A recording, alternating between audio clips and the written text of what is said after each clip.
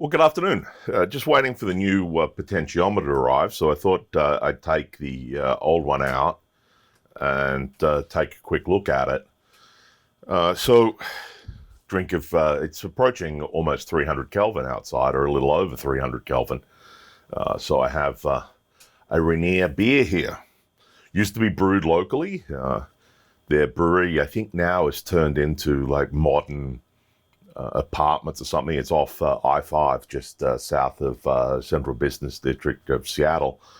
It's now actually brewed in California, even though it's famous up here, and the character Longmire drank it exclusively in the series of the same name in Wyoming. Anyway, little trivia. It's quite hot. So here is our potentiometer. If you remember, it read a bit dodgily. So let's just check to see if it's still 50K. And we can see, yep, it's still 50K. So I wonder what was going on if we put that in there, and then I can just turn the spindle.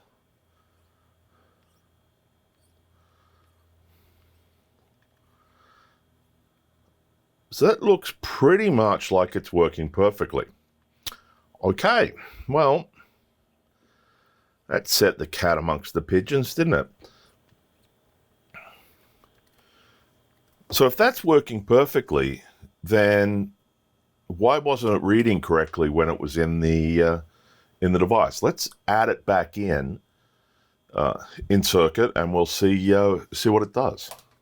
Okay, so there I have it just quickly tacked back into place. Let's just put the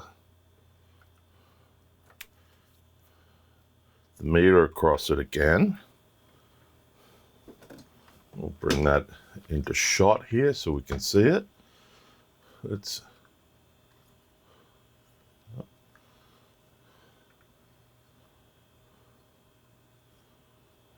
just stop the auto ranging. Okay, so we can see it's now playing silly buggers again in terms of the resistance. So let's just take that out of the road for a moment, and let's turn this over gently and take out. We know the A1 card, which is this card, was working correctly because that was the one we swapped over. So let's take the A2 card out and see what it does.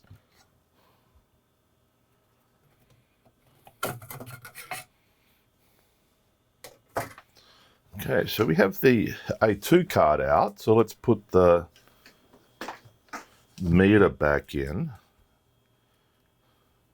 and see how that goes.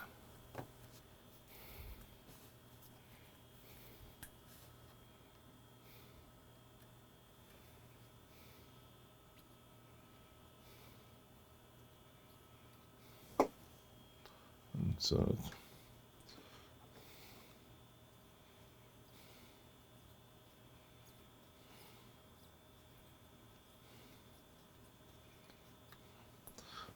okay, so we still have something strange going on there. Let's take the A1 card out as well. I must admit, I didn't try this on a working meter.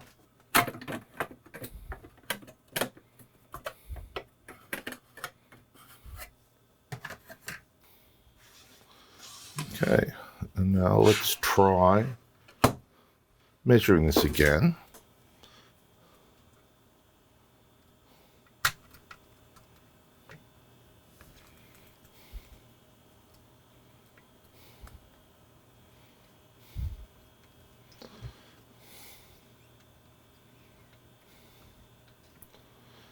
Okay, well, as we can see there,